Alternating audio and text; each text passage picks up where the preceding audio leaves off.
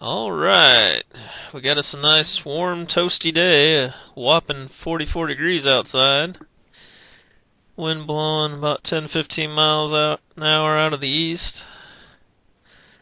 Making for a nice really warm day. Rain forecast for this afternoon.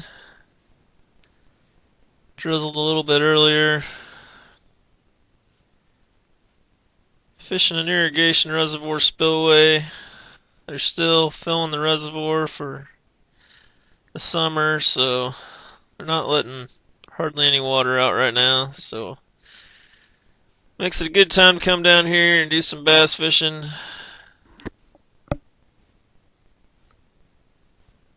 These fish down in these spillways are usually pretty stocky. A lot of crawdads down in here. A lot of crawdads, a lot of shad. So they're usually pretty well fed.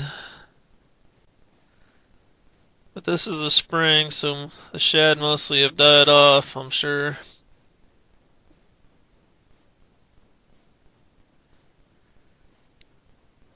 So these fish are looking for food. And they're finding my crankbait.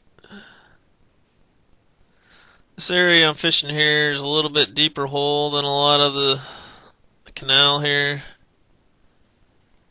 And it's got some bigger rock, which is holding these fish. Fish are really hiding down in the rocks. So I'm running that crankbait down and banging the rocks as best I can, pausing it every once in a while. Giving a couple jerks. And then right back to banging the rock again. And it seems to be working pretty good, catching a lot of bass here. Not necessarily the size I'm looking for, but we're getting some good steady action.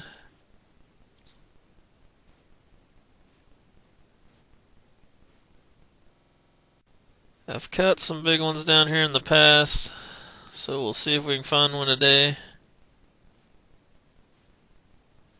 Just a lot of them in the 12 to 14 inch range so far.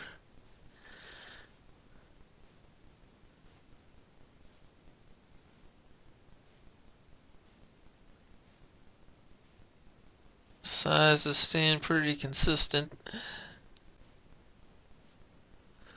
Until we hook up with this big fish. First saw the dark and brown and the yellow, and I thought I had a good sized flathead catfish on. But then I got it up here and I can see it's a carp. Got a big carp on here.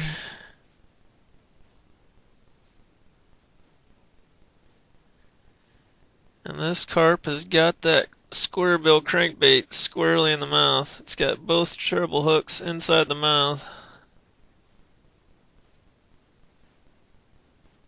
Flat ate it.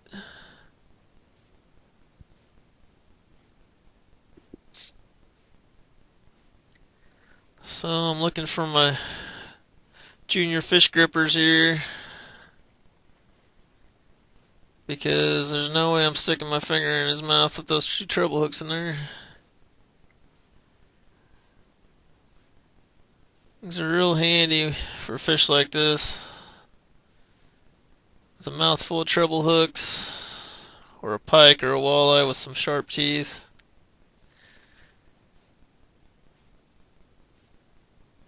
Makes it quite a bit easier to land them. And then quite a bit easier to handle them after you land them.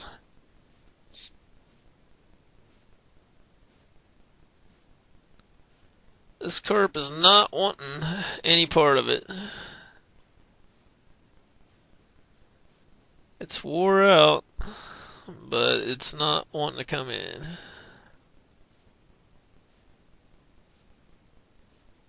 Pretty good sized carp here.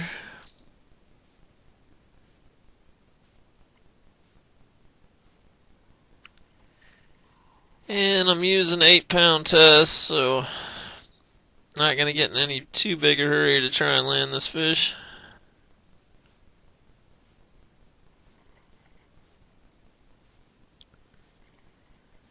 I want to make sure I get my crankbait back. So we just about got it here. It's played out. Get a lip lock on him.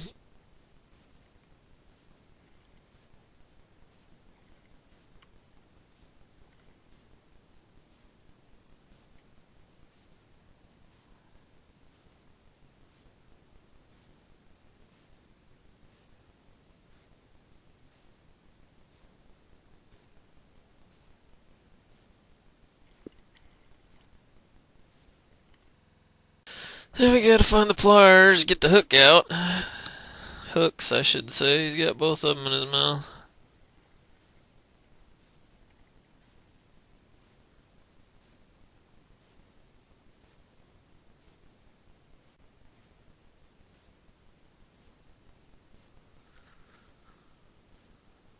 So we get the hooks out.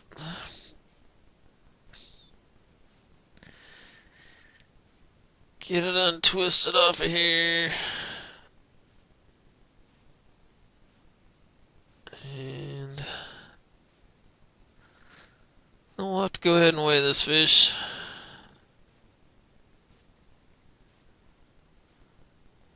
I think it's the biggest fish I've caught this year, so might as well see what it's gonna come in at.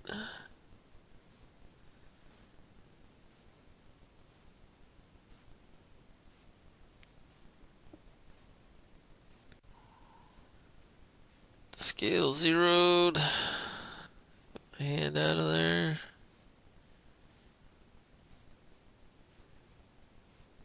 It's bouncing around a little bit. It's right around 10 pounds. Give or take a couple ounces.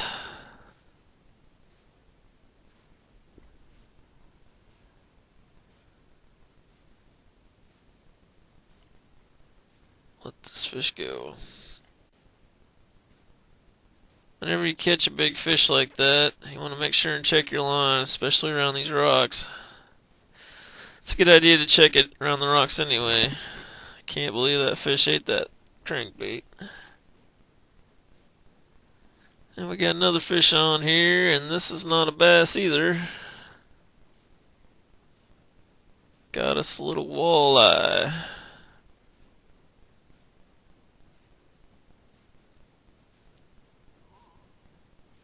Walleye bit the crankbait there.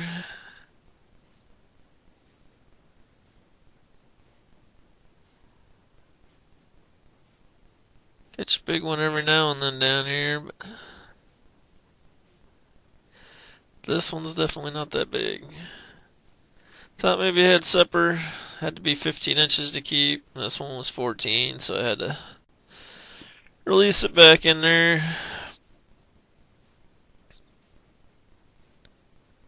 Hooked up again. This time we're back to the bass.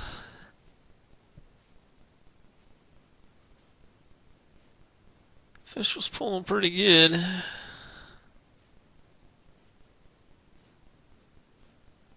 For no bigger than he was.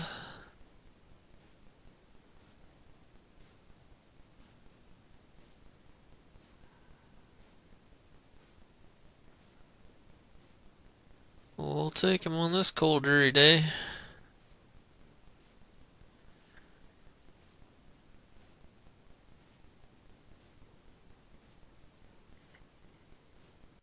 Just one after another. All about the same size so far.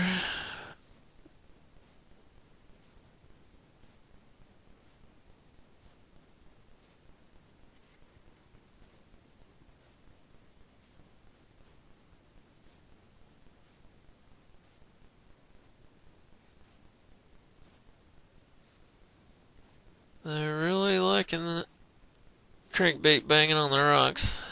It's getting their attention. The water's kind of stained.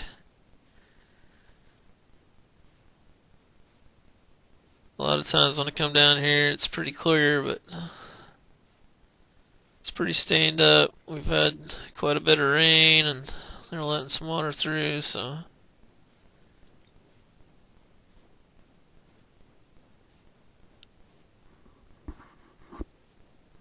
This Strike King 2.5 really has a wide wobble.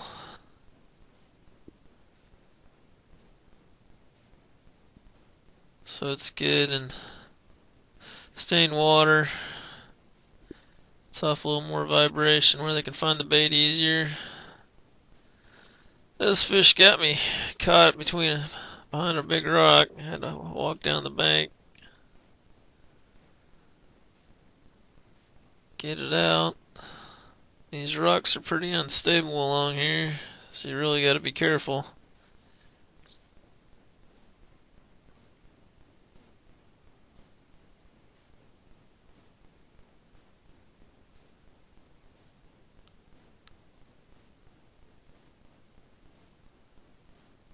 And we finally got a big one, well, a good one on here. Messing around, getting the camera on, and start fighting it again, and it comes off. Of course, the big one gets away.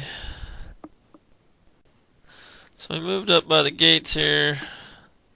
There's a deeper hole here. It's a real shell here to the left, and then it drops off.